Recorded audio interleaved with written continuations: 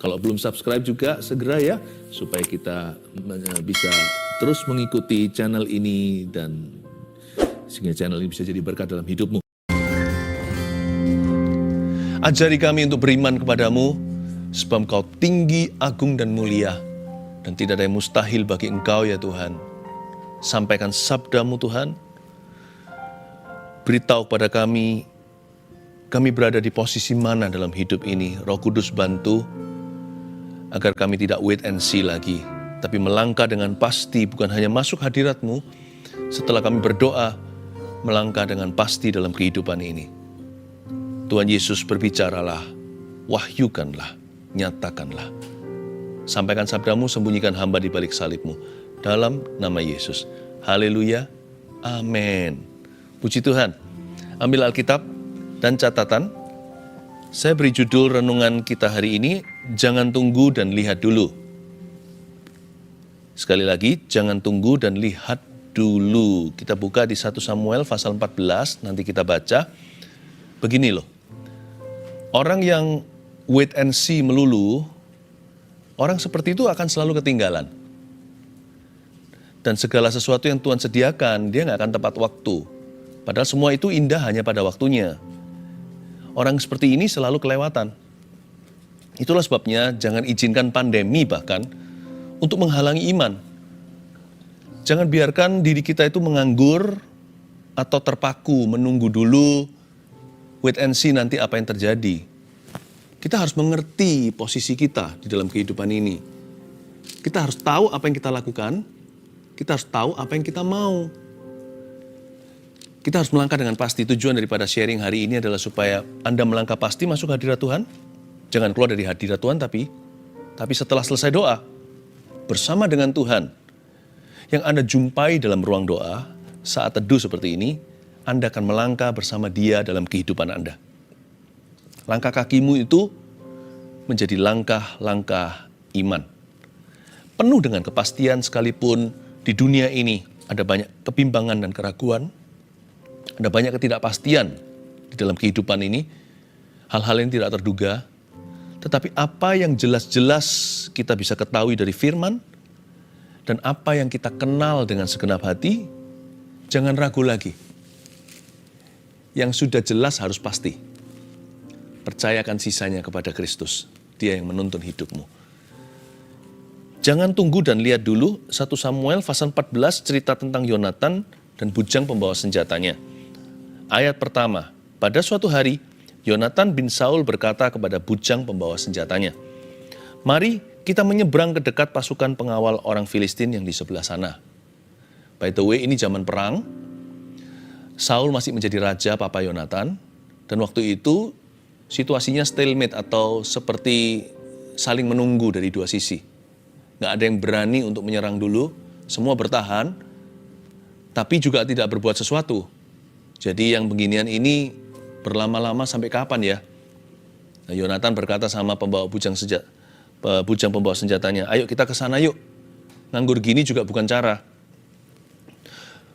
Selalu tidak menjadi solusi kalau kita tidak berbuat apa-apa. Ayat 2, adapun Saul duduk di ujung Gibea, di bawah pohon delima yang di Migron. Dan rakyat yang ada bersama-sama dengan dia itu kira-kira 600 orang banyaknya. Ini semuanya adalah pahlawan-pahlawan Saul. Saul itu terkenal sebagai seorang raja waktu dia baru menjabat, kumpulkan semua pendekar. Jadi 600 orang ini Kopassusnya, orang-orang yang dipilih secara khusus, alias tentara-tentara yang paling elit. Tapi lihat ya, Tuhan nggak peduli status. Orang-orang ini ternyata tidak berbuat apa-apa. Justru kalau masa-masa susah itu yang lumpuh dulu orang-orang yang gagah perkasa. Tapi orang yang hatinya sederhana, yang simpel imannya, yang begituan malah tahu dia harus berbuat apa. Jadi ini yang saya sebut sebagai spirit wait and see, atau roh tunggu dulu dan lihat nanti. Saul duduk di ujung Gibea, di bawah pohon delima, dan rakyat yang bersama dengan dia 600 tentara khusus. Bahkan nggak hanya itu aja. Raja Saul juga punya official, juga punya pegawai-pegawai yang hebat lainnya. Ahia, anak Ahitub, saudara Ikabod, anak Pinehas, anak Eli, imam Tuhan di Silo, dialah yang memakai baju efod pada waktu itu. Tetapi rakyat tidak tahu tentang perginya Yonatan itu. Yonatan melawan arus. Dia berubah arah.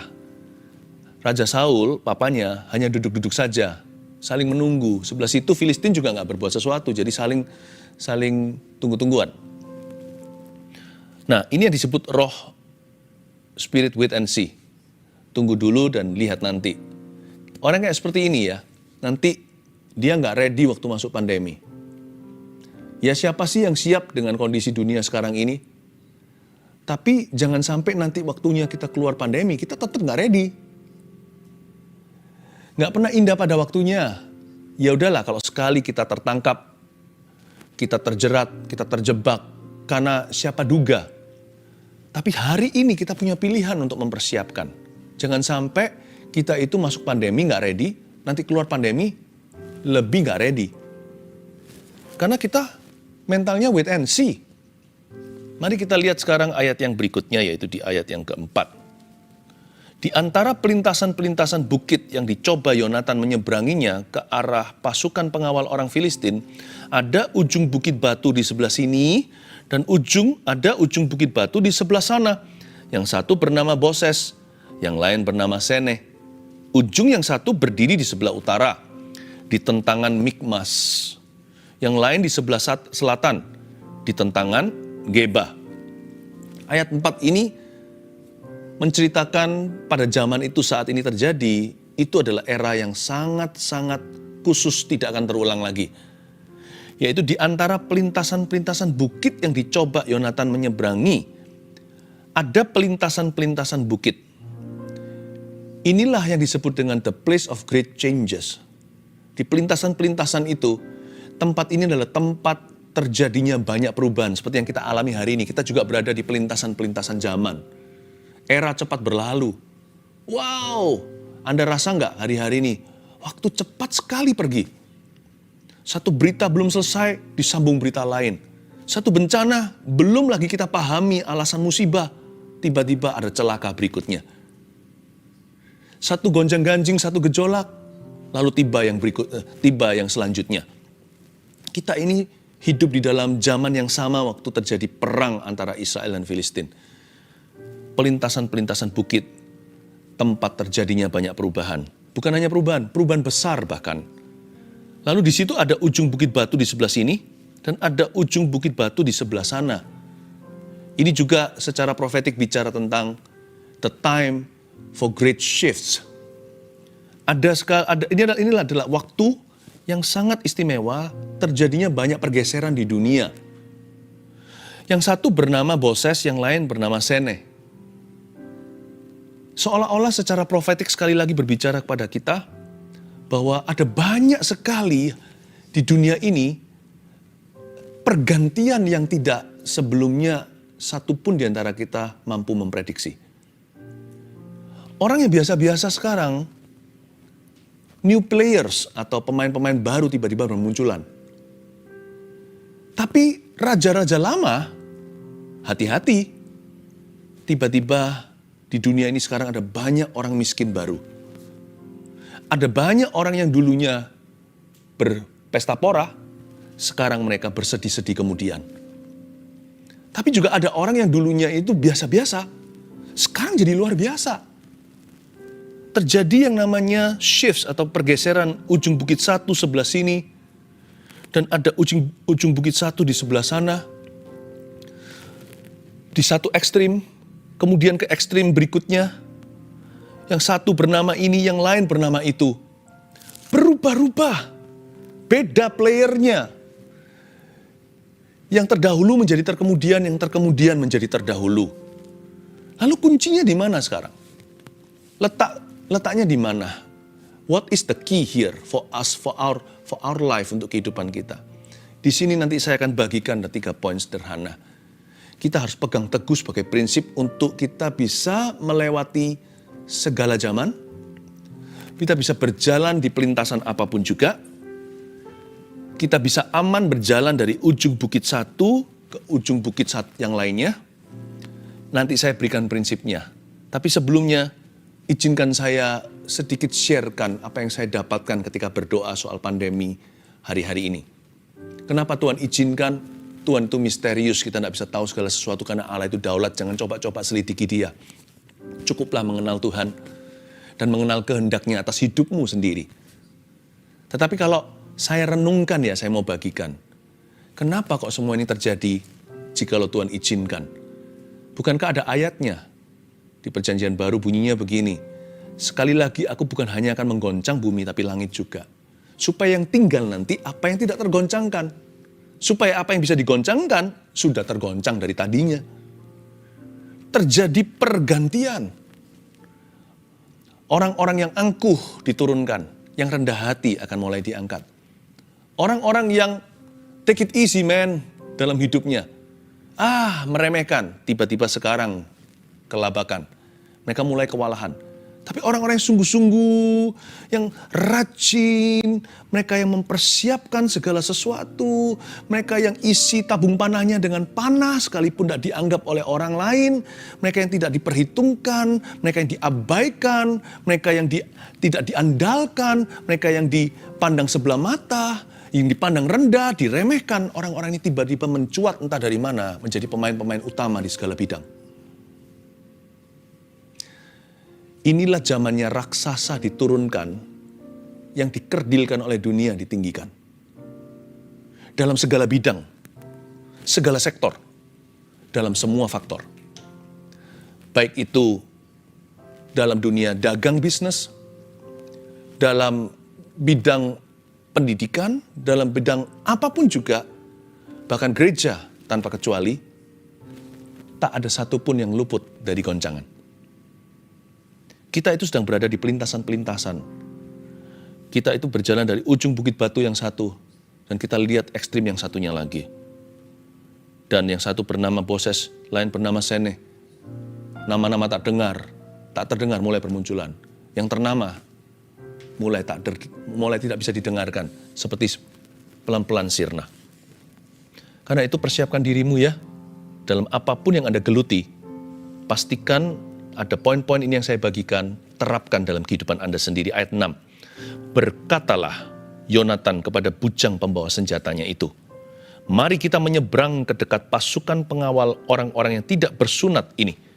Mungkin Tuhan akan bertindak untuk kita, sebab bagi Tuhan tidak sukar untuk menolong, baik dengan banyak orang maupun dengan sedikit orang. Di ayat 6 dan ayat di ayat 6 ini, Yonatan berkata kepada bujang pembawa senjatanya, mari kita menyeberang ke dekat pasukan pengawal orang-orang yang tidak bersunat ini. Ada kata pasukan, karena dia menghadapi tentara. Yonatan sendiri bukan hanya pangeran, dia sendiri juga adalah seorang pasukan. He was a soldier in the army of God. Dia seorang tentara di dalam bala tentara Tuhan, umat pilihan Allah. Ada kata pasukan pengawal orang-orang yang tidak bersunat. Ya, kalimatnya memang nggak enak didengar, orang-orang yang tidak bersunat. Tapi itu mungkin bahasa zaman dulu. Dia hendak membedakan antara umat pilihan dengan musuh-musuh Tuhan. Jadi nomor satu, catat ini dulu. Jangan tunggu dan lihat dulu. Kita harus punya posisi yang jelas dalam hidup ini. Yang pertama, kenalilah dirimu dalam Tuhan. Seperti Yonatan, dia kenal siapa dirinya. That he was a son. Dia adalah seorang anak Tuhan. Then he was a soldier. Kemudian dia adalah seorang tentara di dalam pasukan bala tentara Allah. Kenali siapa dirimu. Justru di masa-masa tidak menentu, Anda harus makin pasti dengan diri sendiri. Dan itu hanya bisa didapatkan dengan mendekat pada Tuhan. Kepastian siapa diri kita itu harus kita dapatkan dari firman. Yang ini nggak perlu tunggu nanti, tunggu situasinya berubah. Sekarang juga kita bisa berdiri teguh atas dasar pengakuan iman kita. Hey, I'm a blessed son, I'm a blessed child of God. Aku adalah anak Tuhan yang dikasihinya. Itu dia. Dan dia juga tahu bahwa dia seorang pasukan. Jadi ayat 6 ini nggak bisa diterapkan dalam segala bidang. Maksud saya, kita nggak bisa meniru Yonatan secara letter luck atau secara harafiah. Karena dia tentara. Kalau kita pakai cara yang sama, kita ambil senjata lalu perang beneran sama orang secara fisik, ya kita pasti kalah. Karena kita bukan tentara. Ini urusan negara. Kalau Anda bukan tentara, ya Anda jangan jadi tentara. Kalau Anda bukan seorang pendeta, ya jangan jadi pendeta. Anda bukan seorang pebisnis, ya jangan jadi pebisnis. Kita harus tahu dulu kita ini anak Tuhan, lalu kita ini profesinya apa. Lakukan sesuai dengan tuntutan profesimu. Sesuai dengan tanggung jawabmu. Dan dia tahu, kalau kita diam doang begini aja, kita ini bukan waiter kok. Kita ini bukan pelayan restoran. Kita ini dipersenjatai oleh Tuhan, saya pegang busur panah, saya pegang pedang, perisai juga. Aku nggak mau nganggur seperti papaku, si Saul itu dengan 600 pasukan khusus. Mereka itu tentara pakaiannya, tapi waiter sifatnya. Nggak boleh itu, tentara ya harus perang, apalagi di zaman perang ini musuh lagi mau masuk ke wilayah teritori Israel, memporak-porandakan, merampok, merampas, menjajah, membunuh. Saya nggak boleh tidak melakukan apa-apa. Karena saya seorang tentara. So he was clear with himself. Dia sangat jelas dengan dirinya sendiri. Aku ini pasukan. Pasukan tanggung jawabnya adalah membela negara. Aku seorang kapiten. Lagu anak kecil mempunyai pedang panjang bila berjalan. Brok, brok, brok. Aku seorang kapiten. Waktu saya kecil, banyak anak kecil nyanyi itu. Pura-pura jadi tentara. Kita harus tahu siapa diri kita. I am a soldier. It's not right for me to do nothing. Tidak tepat, tidak dibenarkan kalau saya tidak berbuat sesuatu ketika negara dalam bahaya. Dia berkata, aku juga adalah pangeran, aku berhak sekarang untuk melakukan sesuatu untuk negaraku. Luar biasa. Kalau Anda tahu Anda adalah seorang pebisnis, kalau Anda adalah seorang ibu rumah tangga atau apapun profesi Anda, coba review kembali. Apa peran Anda, tanggung jawab Anda? PR Anda apa? Lakukan itu, jangan tunggu dan lihat nanti. Apa yang Anda bisa lakukan hari ini, lakukanlah. Asal hal itu benar, maju tak gentar. Saya juga melakukan yang sama sebagai seorang pendeta dan hamba Tuhan. Ketika memasuki pandemi, saya ingat saya ini siapa. Saya dipanggil Tuhan sebagai seorang pemberita Injil, pengajar firman. Lalu saya tahu job deskripsi saya. Yaitu dari Alkitab berkata, baik tidak baik waktunya, beritakan firman. Saya tahu itu yang benar, saya lakukan, saya benahi diri di situ. Dan konsisten di sana, tekun terus. Bukan melihat hasilnya sekarang, tapi menabur melulu. Kalau bisa menuai sekarang juga, puji Tuhan. Kalau tidak, saya akan terus melakukan apa yang menjadi kehendak Tuhan dalam profesi saya. Pertama-tama saya adalah anak Tuhan. Berikutnya, saya adalah seorang pemberita firman. Saya tahu itu benar, saya maju tak gentar. Jangan jadi orang lain. Kenali panggilanmu. Pertama-tama kenali dirimu sendiri di dalam Tuhan. Yonatan tahu bahwa dia seorang anak Tuhan, dia umat pilihan. Yang sebelah sana adalah orang-orang tidak bersunat. Dia ngerti bahwa Tuhan sertai dia, bukan sertai mereka. Jadi tanggung jawabnya dia adalah merebut tanah Kanaan. Tanggung jawab dia adalah membela negaranya. Maju tak gentar. Dia ambil pedangnya. Kalau kita ambil pedang, itu kriminalitas. Tapi ini angkatan bersenjata, itu adalah hak mereka. Pahami tugas Anda apa sehari-hari. Jangan jadi orang lain. Jadilah dirimu sendiri. Apa yang Tuhan garis bawahkan, lakukan dengan segenap hati. Pertama-tama kenali dulu siapa Anda di dalam Tuhan hari ini. Berikutnya, ayat 7, lalu jawab pembawa senjatanya itu kepadanya, lakukanlah niat hatimu itu, sungguh aku sepakat. Kata Yonatan, perhatikanlah, kita menyeberang ke dekat orang-orang itu dan memperlihatkan diri kepada mereka. Apabila kata mereka kepada kita begini, beginilah, berhentilah sampai kami datang padamu, maka kita tinggal berdiri di tempat kita dan tidak naik mendapatkan mereka. Interesting ya. So they were not very sure themselves. Mereka sendiri tidak punya kepastian 100% apa yang akan terjadi. Tetapi apabila kata mereka begini, naiklah kemari, maka kita akan naik, sebab kalau demikian, Tuhan telah menyerahkan mereka ke dalam tangan kita. Itulah tandanya bagi kita. Yang kedua, di ayat 8 ada bunyinya begini, kata Yonatan, perhatikan. Perhatikan. pertama itu ya. Lalu habis ada kata menyeberang, kita menyeberang ke dekat, ada kata menyeberang. Lalu dan memperlihatkan diri kepada mereka, ada kata memperlihatkan diri. Ini semua adalah kata-kata aktif. Poin kedua adalah persiapkanlah apa yang bisa. Jangan wait and see, jangan tunggu-tunggu. Persiapkan dengan sungguh-sungguh. Istilahnya kalau kita ini mau perlombaan itu stretch dulu. Kita begini dulu, gitu dulu, stretch dulu. Minimal kita siapkan infrastruktur rohani kita. Kalau kita nggak bisa berbuat apa-apa, sudah maksimal. Paling tidak kita increase iman atau doa kita. Kita sungguh-sungguh mencari wajah Tuhan. Dan di sini Yonatan mengatakan beberapa kata-kata aktif, termasuk perhatikan, menyeberang, dan memperlihatkan. Dia mempersiapkan diri. Meskipun dia tidak tahu 100% pasti. Nanti apabila mereka berkata berhenti, maka kita tahu harus berbuat apa. Kalau mereka berkata naiklah kemari, maka kita akan pergi ke sana. Pokoknya kita memperlihatkan diri. Kita benahi apa yang kita bisa. Persiapkanlah apa yang bisa. Jangan menunggu untuk sesuatu yang belum menentu. Apa yang pasti digarap dulu.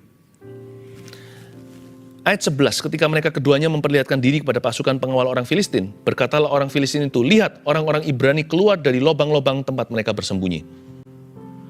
Orang dari pasukan pengawal itu berseru kepada Yonatan dan pembawa senjatanya, katanya, naiklah kemari, maka kami akan menghajar kamu. Lalu kata Yonatan kepada pembawa senjatanya, naiklah mengikuti aku, sebab Tuhan telah menyerahkan mereka ke dalam tangan Israel. Ini sangat menarik ya, karena Yonatan ngomong gini sama pembawa senjatanya. Kalau mereka berkata naiklah, kita hajar mereka. Tapi kalau mereka berkata berhenti di situ, kami akan datang kepadamu. Nah ini nggak ada kelanjutannya. Si pembawa senjatanya berkata, then what to do? Untungnya dia nggak tanya, sebab Yonatan juga nggak tahu. Iman itu memang ada risikonya. Namun iman mereka nggak gegabah. Iman mereka itu legal. Karena dia seorang tentara. Dia patut beriman demikian. Orang ini tahu bagaimana mengklaim janji Tuhan secara responsibly atau dengan tanggung jawab yang tinggi. Dan juga dia punya iman nggak ngawur kok. Dia punya iman bukan berdasarkan emosian. Pertama dia tahu identitasnya. Lalu dia tahu apa kata firman Allah. Itu kan firman. Sebab bagi Tuhan tidak ada yang mustahil. Tidak ada yang tidak sukar untuk menolong baik dengan banyak orang maupun dengan sedikit orang. Imannya berlandasan firman. Si Yonatan ini umat pilihan, orang Israel. Jadi dia pernah mendengarkan Taurat Tuhan. Dia tahu bagi Tuhan tidak ada yang mustahil. Dia tahu bagaimana Tuhan menciptakan langit dan bumi. Dia tahu bagaimana Tuhan menuntun bangsa Israel keluar dari Mesir. Dia tahu semuanya ini. Si Yonatan ini berlandasan imannya. Tapi dia nggak berhenti sampai beriman. Dia berkata, pokoknya kalau mereka suruh kita ke situ, kita serang. Tapi kalau mereka berkata, tunggu di sana, dia berkata, then let God's will be done. Dia nggak tahu apa yang terjadi. Iman memang penuh dengan resiko. Tapi mereka sangat luar biasa dalam mempersiapkan diri. Mereka stretch dulu. Pedangnya mungkin sudah diasah. Dia berkata, perhatikan apa yang kita bisa perhatikan. Kita menyeberang ke dekat orang-orang itu. Ada usaha. Kita memperlihatkan diri kepada mereka. Kita pasang semua peralatan senjata kita. Pokoknya be ready for anything. Pokoknya dari sisi kita, servisnya kita perbaiki. Sistemnya kita perbaiki. Sifat kita perbaiki. Minimal secara rohani, I'm ready. Apapun yang akan terjadi. Saya bisa melihat kesiapan mereka ini. Saya bisa melihat kesungguhan mereka dalam mempersiapkan diri. Mereka tidak menunggu sampai pandemi berlalu. Mereka lakukan bagian mereka sambil menunggu. Bagaimana nanti Tuhan akan menyambut iman mereka. Lalu mereka dapatkan sinyal yang mereka nantikan. Naik sini, hai orang-orang Yahudi. Maka Yonatan berkata pada bujangnya, ayo kita naik ke sana. Tuhan sudah serahkan mereka ke tangan kita. Wow, so sure gitu, begitu pasti. Ayat 13, maka naiklah Yonatan merangkak ke atas. Dengan diikuti oleh pembawa senjatanya. Waktu merangkak ke atas itu nggak mudah. Jangan lupa loh ya, ini bukit di sebelah sini, bukit di sebelah sana. Ini naik gunung. Jadi si Yonatan nggak menunggu nanti untuk stretch dulu kaki. Kan nggak ada ceritanya di ayat mana dia kram kakinya. Dia udah pemanasan, dia udah latihan. Nanti waktu diperlukan, dia udah siap untuk melawan. Kebanyakan kita di masa-masa pandemi seperti ini, jangan dulu, kita lihat dulu. Jangan dulu, apa-apa pokoknya kita lihat dulu. Tunggu dulu, wait and see, wait and see, wait and see, wait and see, everything wait and see. Bukan berarti kita spekulasi loh ya. Spekulasi itu gegabah melakukan apa yang bukan di job deskripsi Anda. Tapi banyak orang itu ketakutan hidupnya, takut melulu. Tunggu dulu, nggak bisa, tunggu dulu. Kita lihat dulu orang lain gimana, tunggu dulu. Orang begitu biasanya akan kelewatan dan selalu ketinggalan. Nah, dia akhirnya berkata, ayo kita naik, kita merangkak ke atas dengan diikuti oleh pembawa senjatanya. Orang-orang itu tewas terparang oleh Yonatan sedang pembawa senjatanya membunuh mereka dari belakangnya. Ayat 14 terakhir, kekalahan yang pertama ini, yang ditimbulkan Yonatan dan pembawa senjatanya itu, besarnya kira-kira 20 orang dalam jarak kira-kira setengah alur dari sepembajakan ladang. Ayat 14, heboh-heboh ceritanya, cuman bunuh 20. Pernah enggak Anda berpikir, usahanya besar sekali, hasilnya minim sekali. Kekalahan yang pertama, ini hanya berjumlah 20 orang saja musuh yang ditewaskan oleh dia. Kita berkata, ya Tuhan, worth it enggak ya? Yang nomor 3, ini pesan Tuhan untuk kita. Janganlah hitung berkatnya sekarang. Karena zaman seperti ini, kita tidak bisa compare atau membandingkan apple to apple dengan musim yang lalu.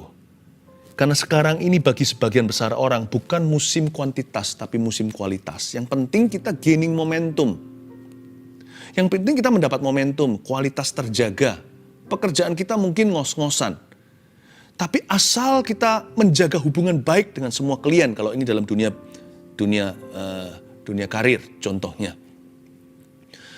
Mungkin kita tidak bisa berpikir tuaian atau panen yang besar bagi sebagian besar orang, tapi ada perkecualian tentunya.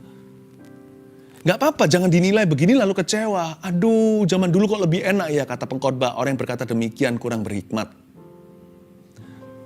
Kita mungkin berkata, kok nggak sama ya? Hidup lebih enak dulu ya. Aduh, bisnis susah sekarang.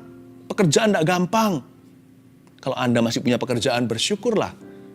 Minim nggak apa-apa. Sedikit roti dan airnya. Kalau masih ada roti dan air, Anda tahu di mana Anda temukan gandum untuk buat roti itu. Bersyukurlah dahulu. Janganlah hitung berkatnya sekarang.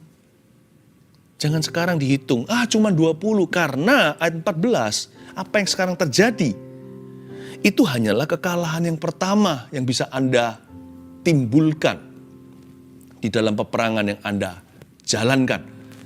Selalu ada kekalahan kedua, kekalahan ketiga, yaitu kemenangan untuk Anda. Kalau Anda baca ayat-ayat berikutnya, kita tidak cover hari ini, maka terjadi gempa, goncangan di seluruh bumi karena 20 orang yang ditewaskan oleh Yonatan. Tak lama kemudian, seluruh Filistin, porak-poranda kalah yang dibunuh ribuan musuh. Never undermine a small victory in difficult time. Jangan pernah remehkan kemenangan kecil di masa-masa yang sukar. Please, jangan dihitung sekarang berkat dan untungnya. Kadang-kadang bisa bertahan itu aja sudah kemenangan. Saya percaya ini pesan Tuhan untuk kita, bukan hanya untuk urusan pekerjaan kita, tapi juga untuk kehidupan pribadi kita. Bagaimana caranya kita itu punya iman yang kuat, iman yang tidak terhalang, tidak punya spirit atau roh yang wait and see, nunggu-nunggu melulu, ketakutan selalu. 1, kenalilah dirimu dalam Tuhan. Kenalilah siapa Anda dan apa kata Tuhan dalam hidupmu. 2, persiapkanlah apa yang bisa. Jangan tunggu nanti semuanya gitu, baru semuanya panik mempersiapkan diri. Sekarang persiapkan bagianmu. Percayalah nanti suatu hari Tuhan akan mengindahkan persiapan Anda. 3, janganlah hitung berkatnya sekarang. Jangan gampang kecewa kalau hasilnya tidak memuaskan. Imannya gede, kok belum lihat mujizat. Belajarlah untuk syukuri kemajuan sedikit. Jangan hitung berkatnya sekarang. Karena Tuhan kita sanggup follow up hasil jeripayah. Dan Tuhan sanggup untuk menggenapi iman Anda secara penuh. Kalau sekarang masih dikasih deposit sedikit-sedikit, itu hanya untuk menguji percayamu dan percayaku. Percayalah, hai Yonatan, kemenangan besar sedang menanti Anda. Haleluya, lapangkan kemah hatimu, jangan hemat-hemat. Lapangkanlah tempat kemahmu. Mari kita nyanyikan ini. Bentangkan tenda kediamanmu, jangan menghemat, panjangkan talinya, dan panjangkan kokoh patokmu. Lapangkanlah tempat kemahmu, bentangkan tenda kediamanmu, jangan menghemat, panjangkan talinya, dan panjangkan kokoh patokmu. Mari kita percaya, katakan, sebab Engkau kan mengembang ke kanan ke kiri, keturunanmu kan memperoleh bangsa-bangsa dan mendiami kota-kota sunyi. Siapkanlah dirimu. Sekali lagi, lapangkanlah tempat kemahmu. Lapangkanlah tempat kemahmu. Jangan menunggu, jangan wait and see dulu. Bentangkan tenda kediamanmu, jangan menghemat, panjangkan talinya, dan panjangkan kokoh patokmu. Katakan dengan iman, sebab Engkau kan mengembang ke kanan ke kiri, keturunanmu kan memperoleh bangsa-bangsa dan mendiami kota-kota sunyi. Siapkanlah dirimu, sebab Engkau kan mengembang, sebab Engkau kan mengembang ke kanan ke kiri, keturunanmu kan memperoleh bangsa-bangsa dan mendiami kota-kota sunyi. Siapkanlah. Mari kita angkat tangan dan terima berkat dari Allah Bapa, Allah Putra, dan Allah Roh Kudus menyertaimu, menyertai aku, kita semua, keluarga Saat Teduh Jemaat tercinta. Dalam nama Yesus, amin.